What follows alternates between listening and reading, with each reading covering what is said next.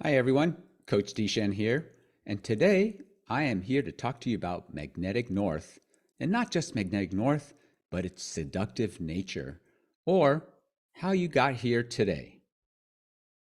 So what exactly is magnetic north, and how did you get seduced by it? Your life, up to now, has been defined by external forces. So when you grew up, you had your parents who told you how to be, what to do, how to become a person, how to live your life. They had a huge influence on where you got today. Then you started meeting people. You started going to school, you started having friends, you had teachers who would spend time with you every day for many, many hours. And all of these folks would help shape who you are and what you would do, what you would wear, all those kind of things. When you got older, you went to college, then you got out to the workplace, then you started meeting other people, other adults, people who would be your friends or coworkers, and they would influence how you would act, how you would perform, how you would be. And then you had people of different kind of authority than your parents, people like managers, people who would direct you and tell you, oh, you were doing well here, or you were not doing well there.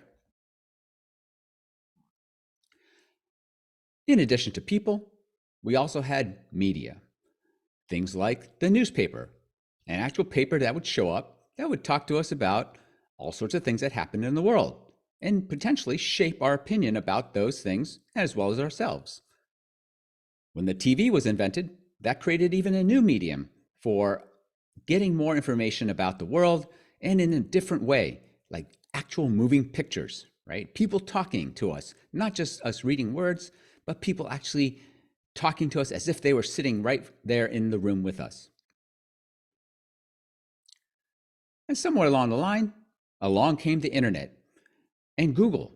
Now everything was available to us at our fingertips. Information, news, voices, opinions, all that stuff was now just findable. We can find anything we want to believe in or verify and just find it on the internet with Google.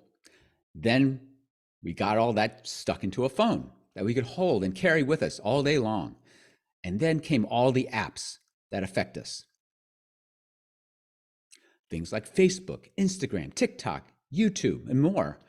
All these apps are places where other voices can be heard, voices that affect us. They look at what we contribute there, a post, a picture, something we might write, and then reflect back. We don't need to call up somebody on the telephone. We can get all that communication sitting right at our fingertips at our device. And we can see it visually or in text and get as much of that information and influence as possible in a very broad sense, too. Our former newspaper became even more exploded. We had traditional outlets like New York Times, Washington Post. They came online. Now, not only can we read our own local newspaper, we can read local newspapers from everywhere, like Denver, Idaho, San Jose. And then there were online only outlets like BuzzFeed and Vice, and as many more that didn't have to have some grounding in a land-based location, but they could launch news also.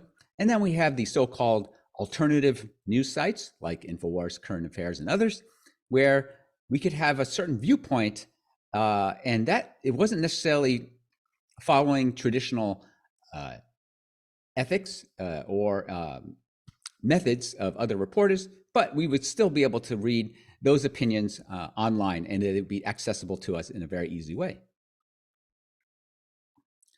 And if that wasn't enough, we have all these other places where, well, we could post a lot of things, we could talk about a lot of things, we can even stop being censored about it.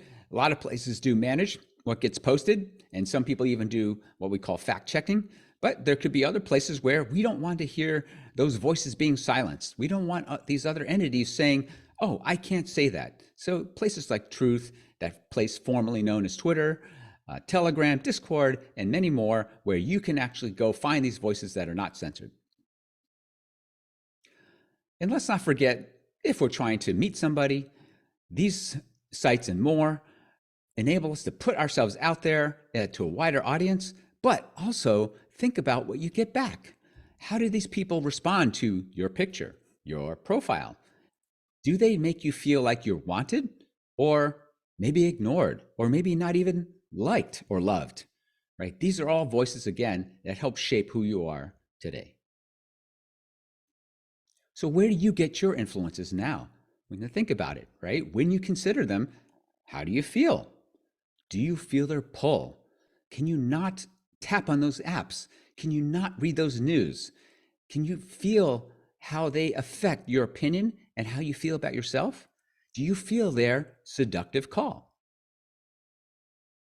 So magnetic north, therefore, is all those external voices and forces which seduce you towards the way they think is right for you. Magnetic north, therefore, is not what aligns with what comes within you, because all these things are coming from outside you. However, what aligns with what comes from within you is what we call true north. And look for that video where we'll talk about true north and how we can uncover what comes truly from your authentic self and from within you and not from anybody else.